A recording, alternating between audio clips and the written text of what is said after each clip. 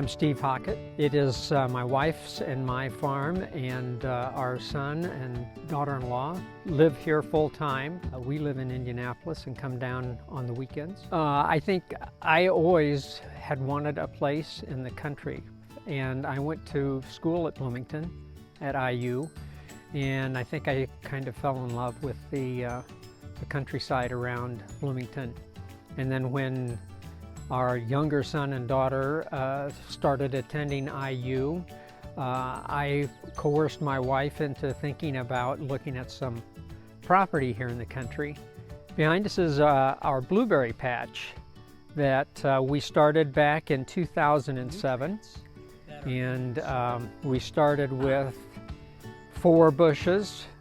Actually, when we bought the property, my original thought was we would plant apples. We would have an apple orchard.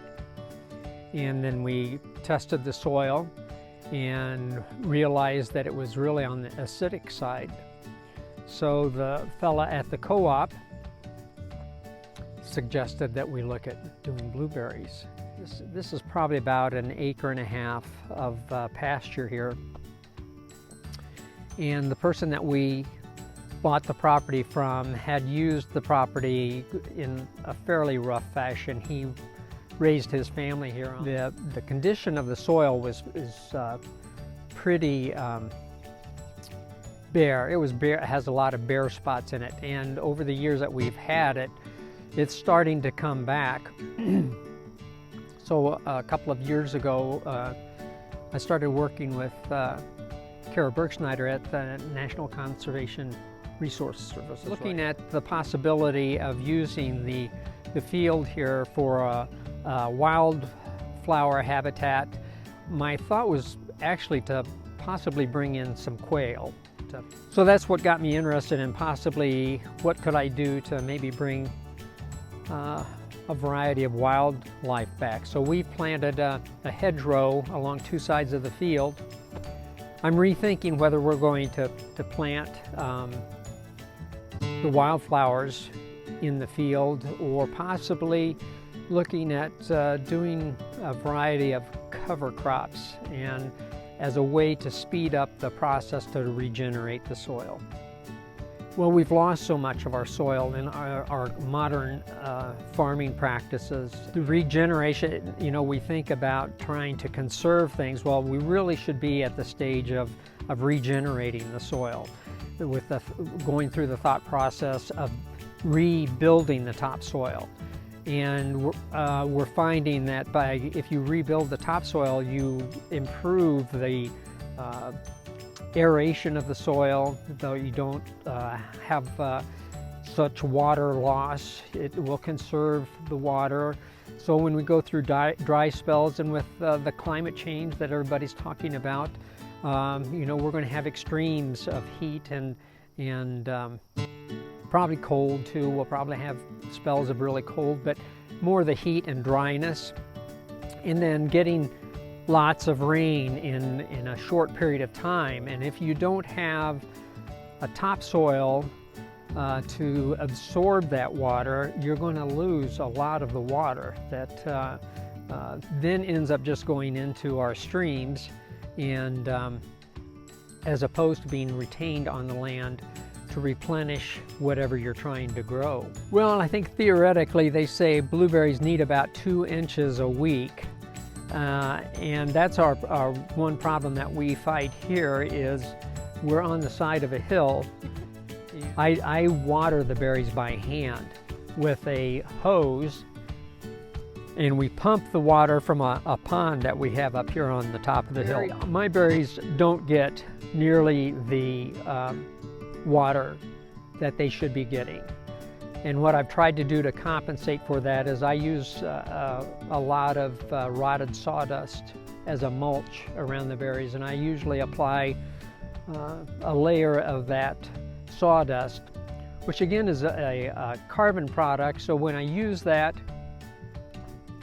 with the biology needs a carbon to break down. The mulch actually provides 2 things for us. It's water conservation, keeps the roots cooler, retains the moisture, and then it's also a source for the biology to do its work.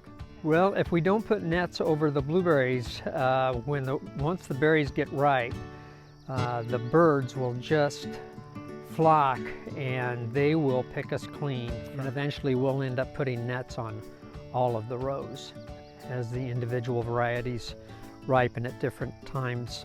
We've got about 6 or 7 different varieties that are producing right now. We probably have about 75 bushes. Some of them are fairly young and not producing yet. These bushes that are right here are some of the very first bushes that we put in, and as you can tell, they're not really that productive, but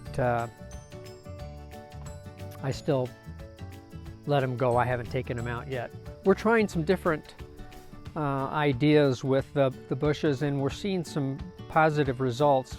We're using biology that we apply to the soil, mixture of microbes and then